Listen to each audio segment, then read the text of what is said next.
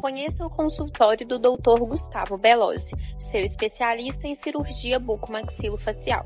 Aqui você encontra soluções para traumas da face, reconstruções ósseas, cirurgias ortognáticas, implantes dentários, disfunção temporomandibular, extração de sisos e muito mais. Venha nos fazer uma visita. A Irmandade do Hospital de Nossa Senhora das Dores, em Ponte Nova, tem 150 anos de história. Entre as especialidades em que somos referência para a região está a oncologia.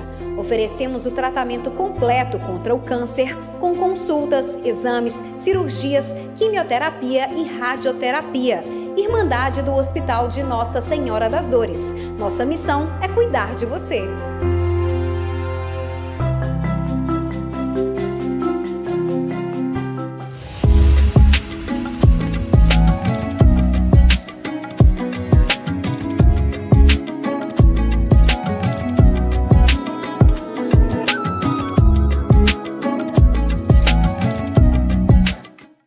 Olá, queridos seguidores do canal Brenda Santonioni.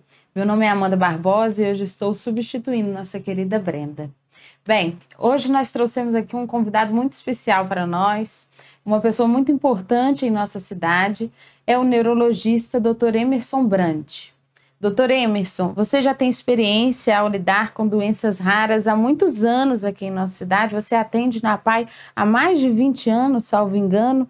Eu queria que você contasse um pouco para nós sobre a sua trajetória como médico e também se você é de Viçosa ou se você caiu aqui por engano, igual tantas pessoas acabam caindo e acabam ficando, e o que te motiva a continuar nessa cidade dentro de todos os desafios que os médicos aqui encontram, que são muitos, não são poucos mesmo. Eu queria que você contasse um pouco sobre isso para a gente começar a introduzir o nosso assunto de hoje. Ok, obrigado pelo convite, Amanda. Bom, eu sou daqui de Viçosa mesmo, sou viçosense, nasci em Viçosa e morei aqui a minha infância e juventude, aí até fazer medicina, cursei na Universidade Federal de Juiz de Fora e aos 17 anos eu saí daqui, aí depois eu fui curso, depois fui fazer... morei um ano em Belo Horizonte, tentando residência médica. Depois eu fui fazer residência médica em São Paulo, onde eu fiquei 4 anos. E em 2002 eu retornei a Viçosa, porque sentia que aqui era o meu lugar mesmo, queria voltar para cá. E estou aqui desde então, 2002. Já acho que em 2013 eu já comecei na PAI, ainda como voluntário, e estou lá até hoje. Eu sempre tive uma atração por pessoas com deficiência, isso sempre me cativou um pouco, né? E neurologia tem muito a ver com isso, apesar de eu não ser neuropediatra, né? Mas na época não tinha neuropediatra, então eu sempre trabalhei com crianças também. E há 3 anos mais ou menos, eu recebi um convite para trabalhar no Centro de Doenças Raras do Hospital São Sebastião e também gostei do trabalho, me encantei, acho que a gente consegue, apesar do que você disse, das dificuldades atuais que os médicos em geral estão enfrentando aqui em Viçosa, de uns tempos para cá ficou um pouco difícil trabalhar aqui, os hospitais tiveram aí uma defasagem muito grande de equipamentos, de verbas e condições de trabalho, né? Condições de trabalho como um todo.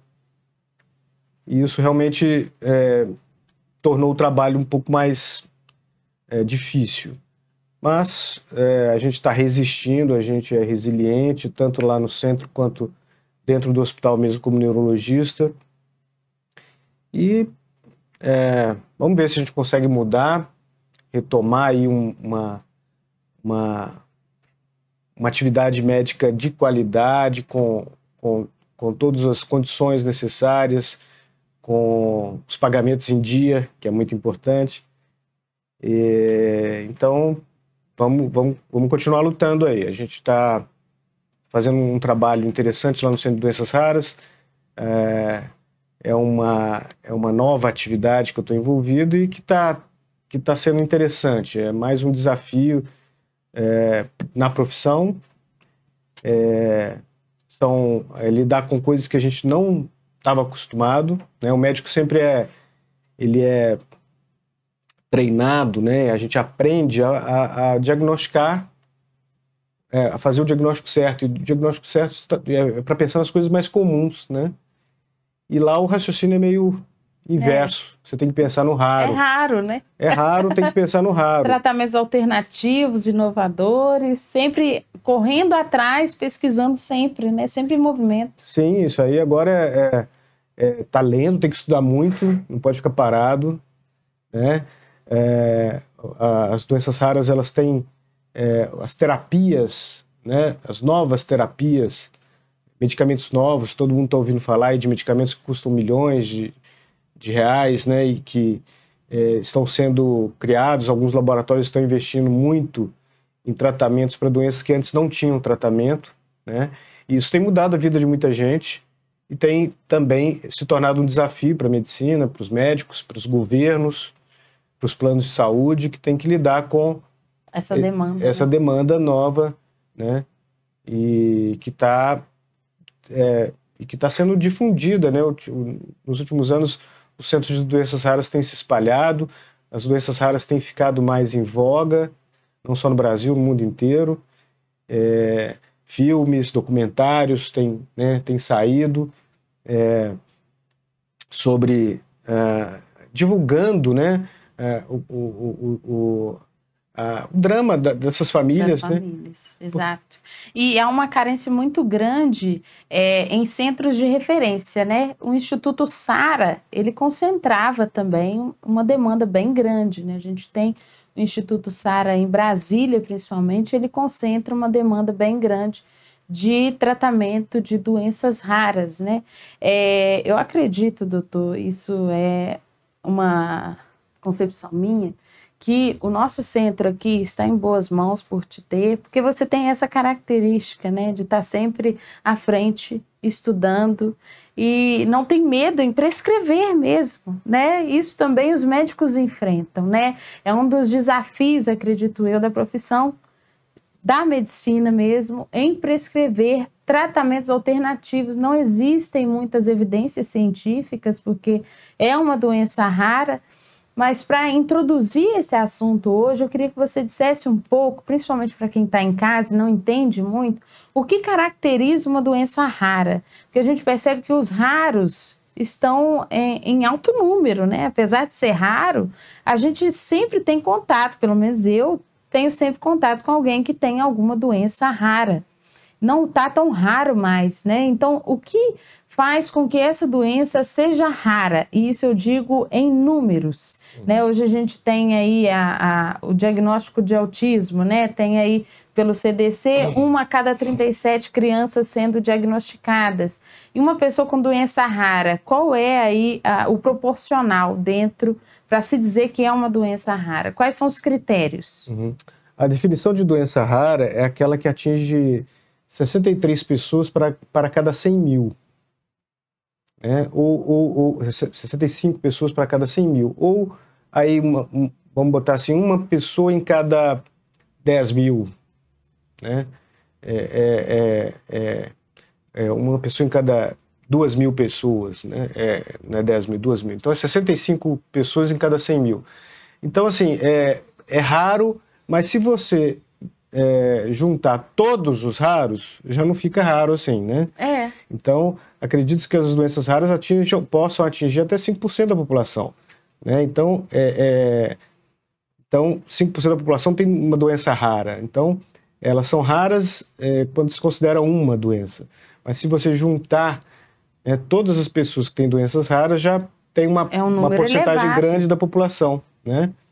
E o que acontece é que, por serem raras, elas não são tão bem diagnosticadas, elas não são tão pensadas pelos médicos, né? Essas pessoas, elas elas fazem elas têm uma trajetória, né, de passar na mão de vários médicos, de vários especialistas. Um desgaste, né? Um desgaste muito grande da família, que não tem, que às vezes recebe diagnósticos errados, né? Ou então convivem com a falta de diagnóstico, né? E tem uma colega que fala que a pior doença é aquela que não é diagnosticada, né? Então, além dessa via sacra que as famílias, que os pacientes percorrem, existe também o problema do tratamento, que muitas delas não têm tratamento, né? Então já é difícil fazer o diagnóstico, ainda é mais difícil tratar, né? Você falou do Instituto Sara, realmente ele foi uma instituição, ainda é uma instituição importante no nosso país, mas deixou de fazer muitos diagnósticos ao longo do tempo, né? Não avançou, né? Não acompanhou. Parece que até parou, né? Porque antigamente a gente tinha testes genéticos nesses centros, né? Equipamentos de última geração. Equipamentos né? E hoje parece que virou mais um centro de reabilitação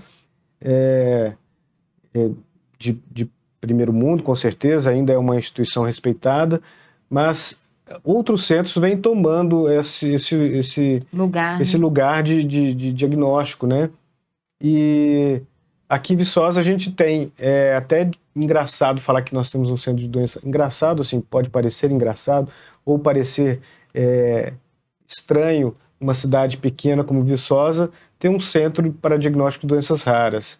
Bom, apesar disso, quando a gente pensa num centro de doenças raras, a gente imagina exatamente um Instituto Sara Kubitschek com médicos de todas as especialidades. As pessoas ficam assim, mas cadê o centro? Eles esperam ver, assim, uma espécie de nave. Cadê esse Exatamente, centro? cheio de máquinas de última tecnologia, de aparelhos próteses, órteses tecnológicos, né? Uma coisa meio futurista, né? Com médicos de todas as especialidades, laboratórios moderníssimos, né? E a grande questão de Viçosa, e talvez uma parte que a gente possa dizer inovadora, foi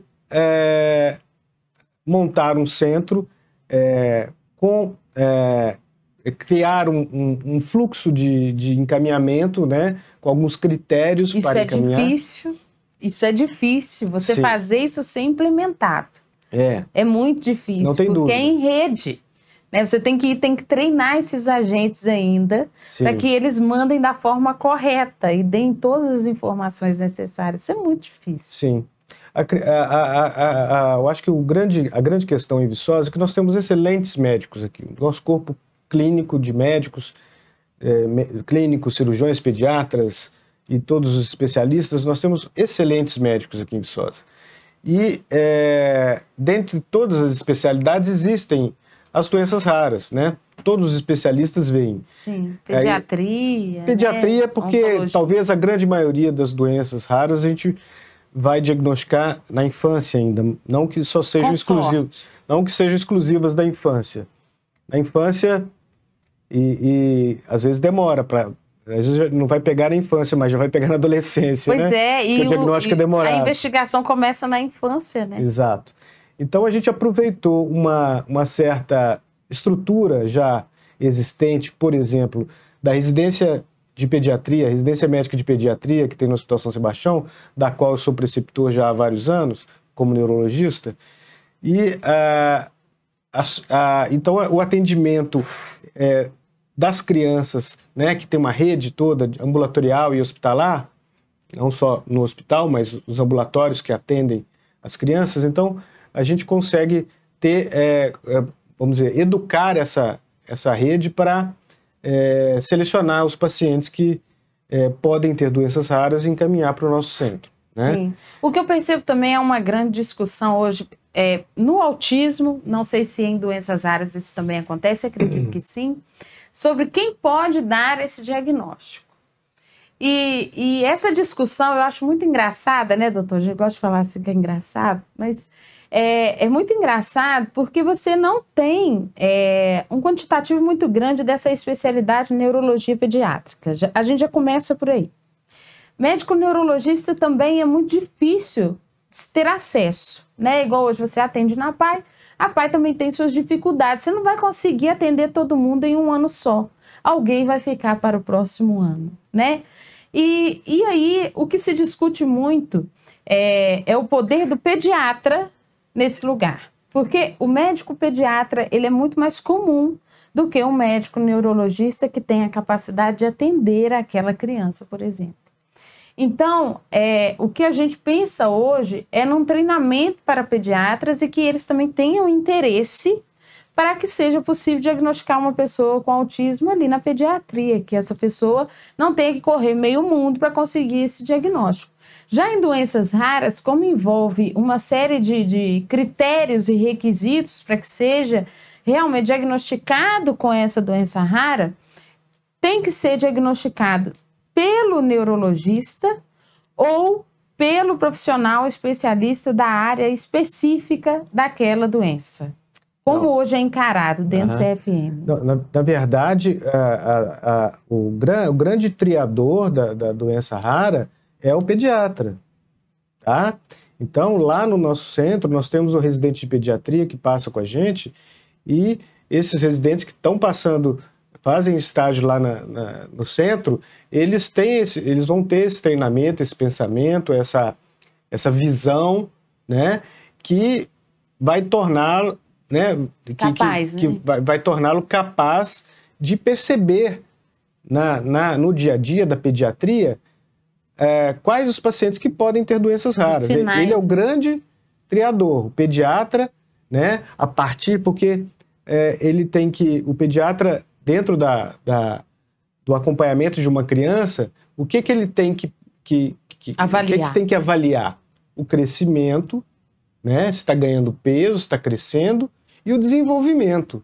Se está falando, se está andando. De forma ampla, né? Exatamente. Então, esses são os eixos que ele tem que observar para ver se a criança está tendo um desenvolvimento ponderoestatural e neuropsicológico normal. Caso haja uma quebra, uma falha, uma regressão em algum desses eixos, ele tem que estar atento para o diagnóstico de doenças como o autismo, que não é uma doença rara, muito pelo contrário, mas o autismo ele faz parte de muitas doenças raras. Sim. Muitas doenças raras vão ter o autismo como uma grande característica. Uma grande característica, né? Então, quando que você vai... Por exemplo, você tem uma criança autista, você vai encaminhar para doenças raras? Não, não necessariamente. Mas, às vezes, se tem autismo e mais alguma coisa, né? Se ela tem, por exemplo, um autismo e um dismorfismo facial... O que é um dismorfismo facial? É uma mudança na forma do rosto, né? Algumas características diferentes, né? Atípicas. Um olho um pouco mais separado, uma sobrancelha diferente, uma boca, uma fenda palatina, ou em outros membros, uns dedos alongados, uns dedinhos diferentes, um dedo extranumerário, né? Sim. Alguns outros defeitos musculoesqueléticos que possam ser percebidos, ou doenças outras endocrinológicas, né? Tem a diabetes, né? Diabetes, ou outras doenças associadas, né? Então, as doenças raras, elas às vezes são compostas de vários sintomas, de problemas em várias áreas. Sim. Uma doença só pode causar vários defeitos em vários órgãos, seja no sistema nervoso central, seja no tubo gastrointestinal, e o mapeamento, na pele. O mapeamento genético ele é importante para isso, né? E isso a gente tem aqueles exames, o exoma, o arrai nem sempre demonstra tudo ali no exame que é feito somente com a criança, mas às vezes ele traz informações importantíssimas quando é feito com os pais também, e são exames que também têm um alto custo, né? A gente tem o exoma que faz parte do rol da ANS, o arrai também faz parte do rol da ANS, mas constantemente é negado pelo plano de saúde e o médico acaba vendo ali a família encarando esse drama. Sim. Então, hoje o que a gente percebe, eu pelo menos na advocacia da saúde percebo, é que os médicos enfrentam um drama muito grande e os pacientes nem sempre têm a noção disso, né? No lugar em que o médico está ali para ajudar ele. o médico também encontra algumas limitações que até o próprio CFM impõe, como a gente viu recentemente uma resolução do CFM sobre a prescrição de canabidiol em determinadas síndromes e doenças. Então ele estava limitando ali a autonomia médica, tanto é que foi revogada logo em seguida. Isso acontece constantemente, né? As pessoas é que não têm ciência disso, mas isso acontece com muita frequência e o médico tem que fazer resistência nisso também, isso é um grande desafio. Agora a gente vai entrar no comercial, vamos tomar uma água e a gente retorna com esse assunto.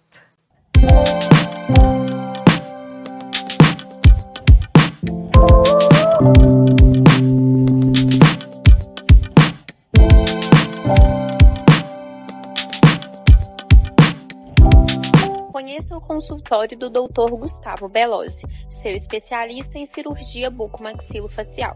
Aqui você encontra soluções para traumas da face, reconstruções ósseas, cirurgias ortognáticas, implantes dentários, disfunção temporomandibular, extração de sisos e muito mais.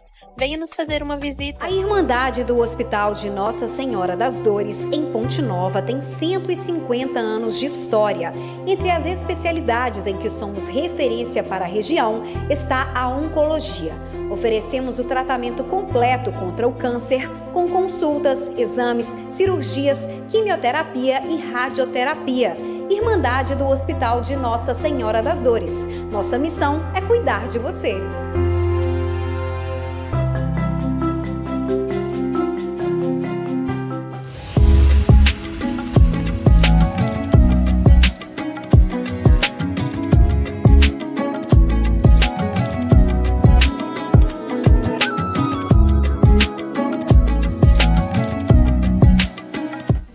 Olá, queridos seguidores, voltamos agora com o nosso comercial.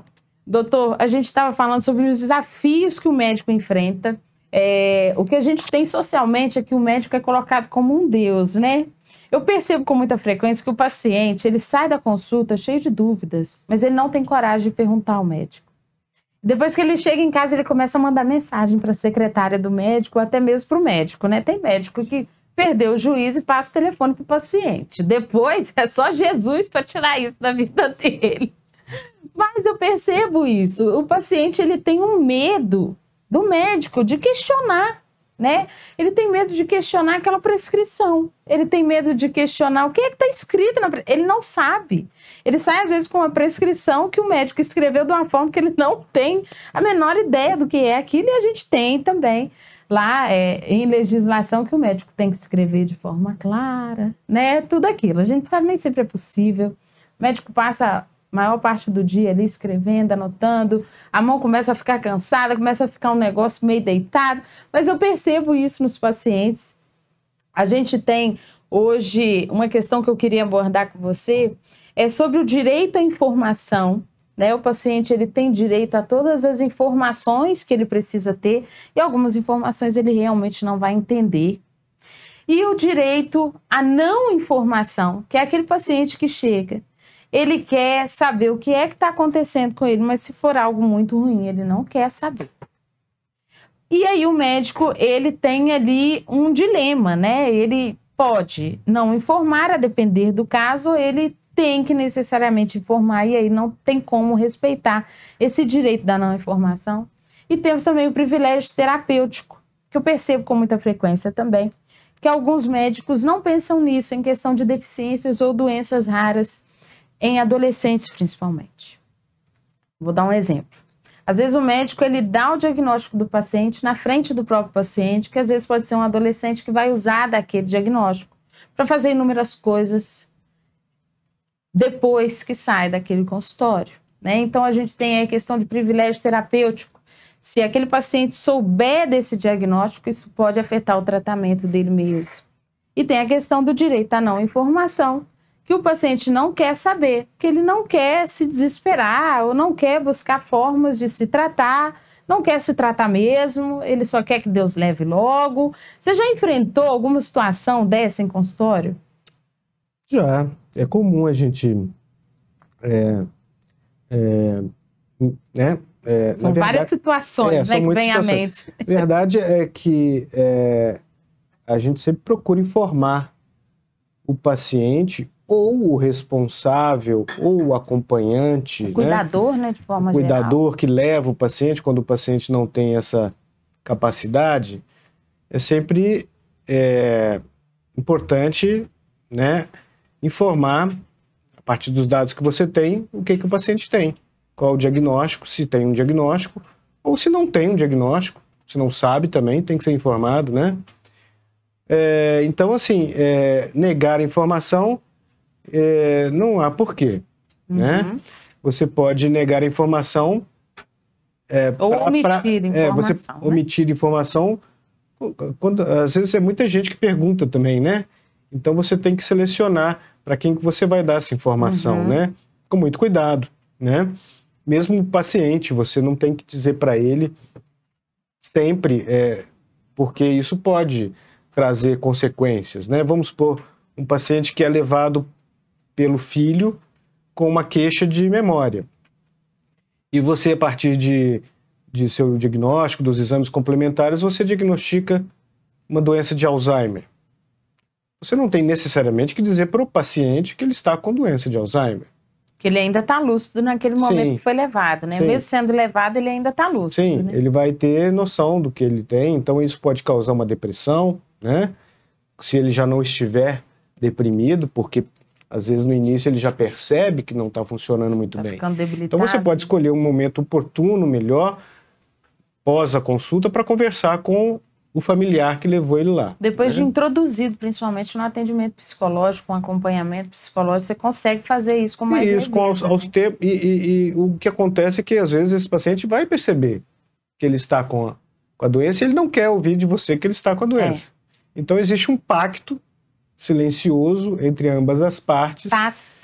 Tácito, e que isso é tratado de uma forma tranquila. Sobre a questão de diagnóstico, né, essa questão de aceitação da família, doutor, eu, do lado de cá, percebo duas coisas. A família não quer aceitar porque, para eles, é mentira que o filho tem algum problema, o filho é perfeito e ponto, acabou. Ou ela não quer aceitar porque ela não tem para onde correr depois disso. Ela vai ter o diagnóstico e o tratamento, vai ficar como? Então, às vezes, é melhor nem saber. Tem família que é assim. Eu acho que a grande maioria ela busca um diagnóstico, mas existem aqueles, eu acho que nesse caso é mais a negação mesmo, né? Natural. É uma negação, ela não quer que a pessoa que tenha aquele diagnóstico, aquela doença. Que é um defeito, né, na cabeça da pessoa. Aí só as razões são diversas, né? Porque vamos supor que seja um problema genético. Então, será que ela vai se culpar por ter... Será que é dela? Será que é dela? Do pai? Será que é do pai? Né? Então é complicado. Aí entra a psicanálise aí para desvendar todos os mistérios dessas negações. Para mediar a situação. Porque chega um ponto que não dá para negar para o resto da vida, né? Mas tem gente que nega a vida inteira. Então a negação ela pode ser só uma defesa do ego ali, de não querer enfrentar aquela situação naquela hora, e momentânea, mas pode ser algo patológico mesmo que permanece, né? E você já deu um diagnóstico muito difícil, um diagnóstico que você sabe que dificilmente aquela pessoa vai ter tratamento, e você teme pela vida dela, mas ao mesmo tempo você não tem muito poder sobre isso, né? O seu papel ali é dar o diagnóstico, indicar um caminho, aquele que tiver disponível naquele momento, principalmente aqui em nossa cidade, né? Eu imagino que, como médico, seja muito difícil você dizer à família que não existe um tratamento disponível e que você não tem mais nada a dizer sobre o que ela pode fazer, né? Quais são os caminhos que ela pode percorrer, porque não existem mesmo, né? Alguns caminhos. Como é isso para você, assim, como médico? Como você encara isso e como você percebe a família também encarando essa situação? É muito difícil. A gente tem uns diagnósticos dentro da minha especialidade que realmente a gente não gostaria a gente não gosta de fazer, e de falar, de contar o diagnóstico também é terrível, tá? Porque são doenças às vezes degenerativas, que não têm cura, né? Progressivas. Mas eu tinha um professor que me falava o seguinte, quando a gente dava um diagnóstico, e o paciente falava, mas doutor, essa doença não tem cura. Daí ele virava e falava assim, olha, querido, a vida não tem cura, né? Então, o que é ter cura ou não ter cura, né? O que é a cura? O que é a cura, né? Por exemplo, uma doença como hipertensão arterial, que atinge grande parte da população, não tem cura. Não tem. Mesmo assim, as pessoas convivem com ela, né? Uma doença como diabetes mellitus, que também não é um diagnóstico fácil de se dar nem de se receber, também não tem cura, né? A própria AIDS, ainda não se estabeleceu cura, mas as pessoas têm uma vida, têm uma sobrevida. Existe um controle, né? Sobre a maioria. Existe um controle, existe vida após o diagnóstico, né? Então, isso é uma questão de realmente trabalhar o psicológico, né? De acolher esse paciente. Olha, não tem cura, mas tem tratamento, né? Mesmo que não tenha um tratamento medicamentoso, mas existe um tratamento psicológico, existe alguma forma de tratamento, existe, né? Um tratamento fisioterápico, tratamento psicológico que seja, né? Sim. Então, acho que o diagnóstico, ele é importante, a verdade, eu sou meio a favor da verdade, de saber o que é, né? É igual uma pessoa que some, que desaparece, ninguém sabe onde é que está. Eu acho isso terrível. É a mesma coisa de você não ter um diagnóstico. Se você sabe que a pessoa faleceu, aquilo acaba sendo né, assimilado e você vai ter que trabalhar com aquilo, conviver com aquilo. Agora, se você tem um diagnóstico, né, eu acho que as coisas ficam... O cenário muda, né? Você tem um nome para aquilo. Isso é importante para muita gente. Mesmo que não tenha um tratamento, você ter um nome, você já está satisfeito que você foi, pelo menos, teve a atenção, né? Teve uma resposta. Exato, teve uma resposta. Buscou e encontrou. Exatamente. Então, eu sou a favor do diagnóstico. E né? da informação. Da informação clara e precisa sempre, né? E o que a gente tem muito aqui em Minas Gerais é uma deficiência muito grande dentro dos tribunais com relação a tratamentos inovadores, principalmente, ou sem evidência científica. Depois da pandemia, a gente tem muito isso na boca das pessoas, né? Evidência científica. Mas a gente vê também nas doenças raras e no autismo principalmente, não existem muitos estudos que amparem essa questão de evidência científica. Hoje você saberia saberia me dizer o que caracteriza uma evidência científica, porque existe um protocolo para que se diga existe uma evidência científica. Porque artigo científico a gente encontra sobre tudo, né, doutor? Sobre o benefício da açúcar, o malefício da açúcar. Sim, do mínimo ao máximo a gente encontra artigo científico sobre tudo, mas isso não é evidência científica em si. O que caracteriza isso, então, hoje? Então, a ciência, né, ela é algo que pode ser comprovado por A mais B, né? O método científico, ele existe para ser comprovado, replicado. E trazer segurança. Né? E tem que ser replicado. E tem que ser feito, né, estudos, né, duplos cegos, randomizados, que é uma coisa que comprova a eficácia de um medicamento comparado com placebo, né, etc. Né? Então, isso tudo são evidências científicas de que algo funciona. Porque se você não tiver isso, aí vale tudo, né, Amanda? Se você não tiver uma evidência científica, se você dá um medicamento, você comprova através de um trabalho e um outro grupo de cientistas comprova que aquilo replica aquilo, então, nós temos evidências científicas. Tá? Então deve existir um porquê provado. de prescrever determinado tratamento e o objetivo muito claro do que se quer com esse tratamento. Exato, foi comprovado que esse tratamento tem uma eficácia em comparação com nada. Com nada, né? Porque o efeito placebo existe, né? Se você der uma pílula de farinha, uma pessoa ela começa a sentir coisas. Pode se sentir bem.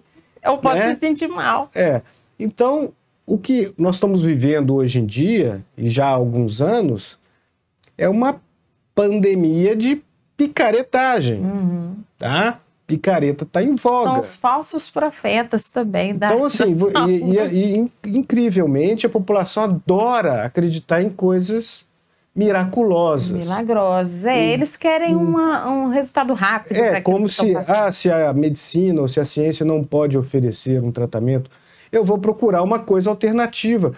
E vai gastar muito nisso. Vai gastar muito. E muita gente vai ficar rica às custas da ignorância e da crença dessas pessoas numa cura milagrosa. Que não existe. Então, ciência, ela nos traz a luz, tá?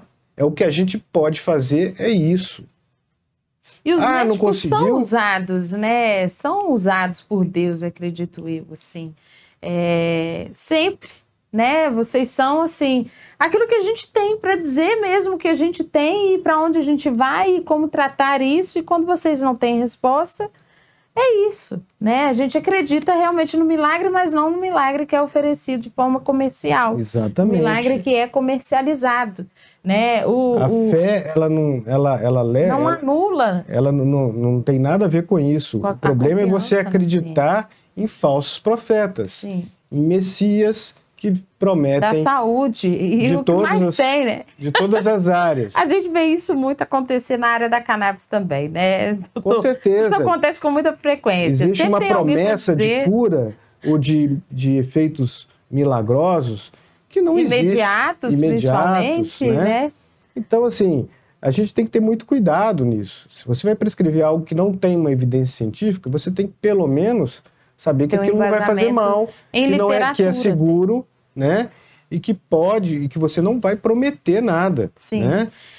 O que a gente costuma fazer dentro do tribunal é justificar aquela prescrição, a prescrição daquele tratamento que no mercado, né, da saúde pode parecer inovador, mas existe ali uma literatura sobre aquilo que está sendo prescrito. Sim, claro. Então o médico coloca a referência das literaturas que ele buscou e que ele encontrou resposta para aquilo. Sim, existem medicamentos que às vezes não têm todas as evidências, mas existem algumas evidências. Exato, né? Já foi utilizado. Ou pelo menos existe segurança para ser utilizado. Para a prescrição dele.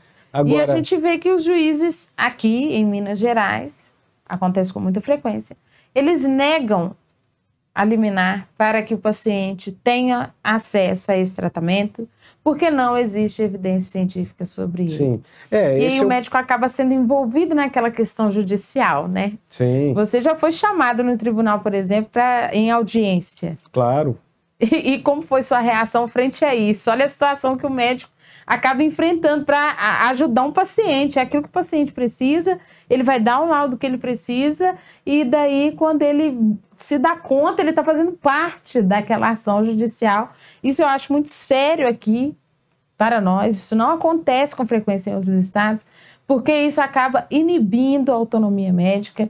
Isso acaba sendo ali motivo para que o médico não queira mais atuar daquela forma, para que ele não dê mais laudos médicos para a judicialização, que ele não é obrigado a dar, né? Os pacientes não entendem isso. O médico, ele tem sim que te dar um laudo sobre o seu diagnóstico, ele tem sim que informar tudo aquilo que você tem, mas ele não é obrigado a dar o laudo médico fundamentado que o tribunal pede, né? E as pessoas nem sempre compreendem isso, porque isso vai trazer implicações para ele também, a depender do estado, e aqui em Minas Gerais eu percebo isso, e para mim isso é uma afronta à autonomia médica, à liberdade médica de prescrever para o paciente, porque ele não é parte no processo, ele não tem que ser chamado, né? Então eu acredito que quando você foi chamado, você ficou surpreso? Eu acho que para essas situações eu nunca fui chamado, não, tá?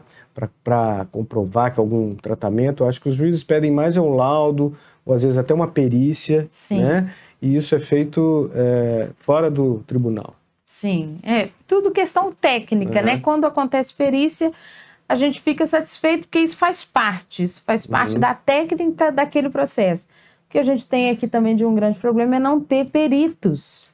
E aí o processo fica ali sem resolução alguma durante muitos anos, porque não existe médico perito da área que necessita ter para aquele caso, né? Então, são vários desafios que o mineiro enfrenta, principalmente. E, doutor, eu queria dizer que toda vez que eu te encontro, eu faço questão de tornar isso claro, Queria te agradecer por ser quem você é na sua área, por estar sempre à frente desses tratamentos, ser tão curioso, acredito eu, e buscando sempre o melhor para o paciente, com muita coragem até, que é necessário se ter na área médica, e não é fácil, não são todos os seus colegas que têm isso, essa coragem para escrever tratamentos inovadores, essa coragem e essa disponibilidade em dar todos os laudos que o paciente precisa.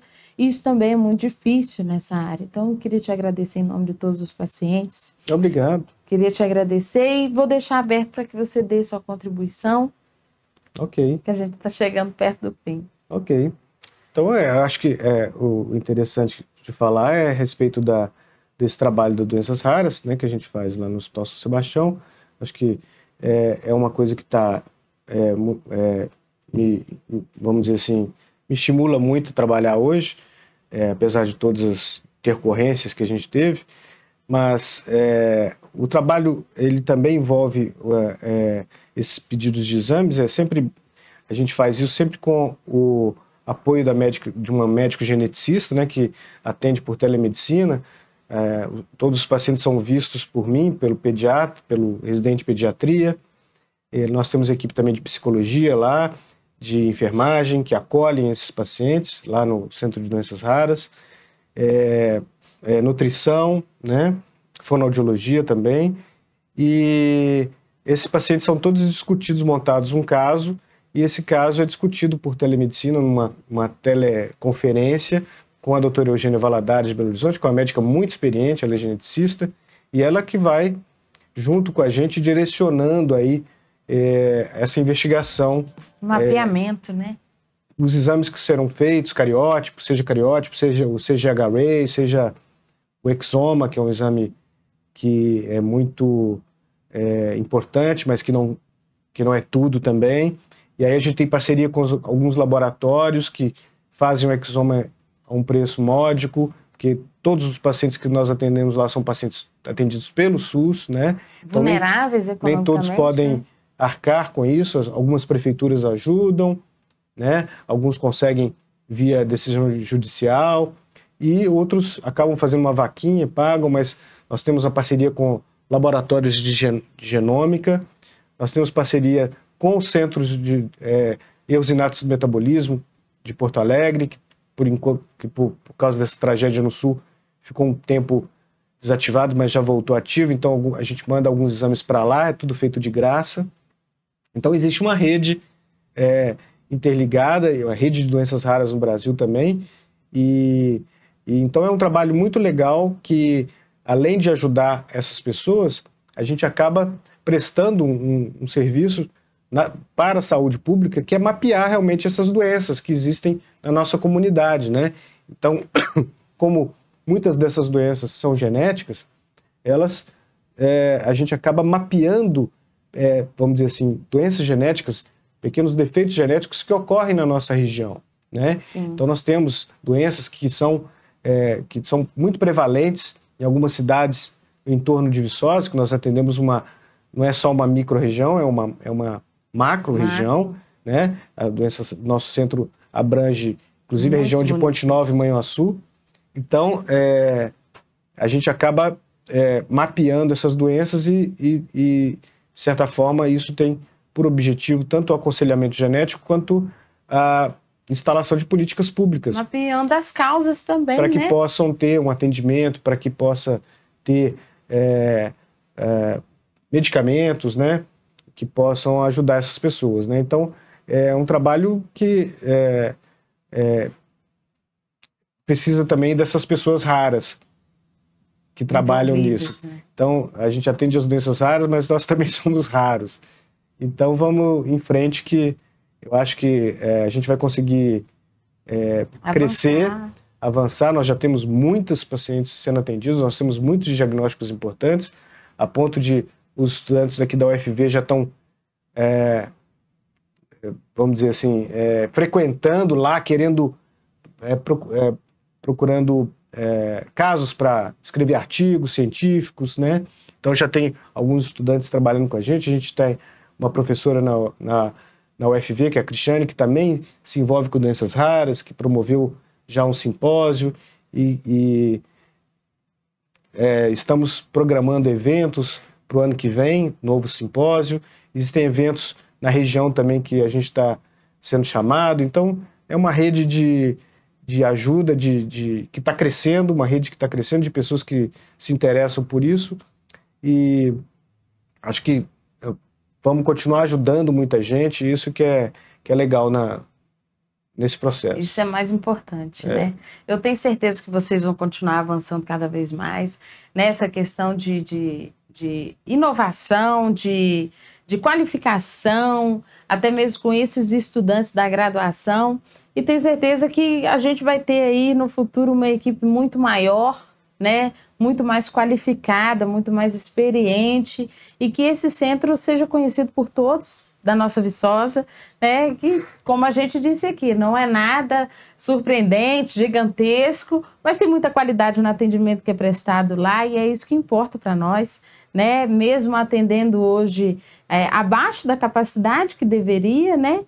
Vai buscando crescimento pouco a pouco, gradativamente vai crescendo, vai atendendo cada vez mais gente. Vocês possam contar com a gente para qualquer divulgação, para tudo que precisarem também, doutor. Obrigado pelo espaço. Obrigado a você, obrigada, Brenda. Muito obrigada a todos os seguidores. Que vocês continuem aí aprendendo cada vez mais, conhecendo mais sobre os trabalhos que são feitos em nossa Viçosa.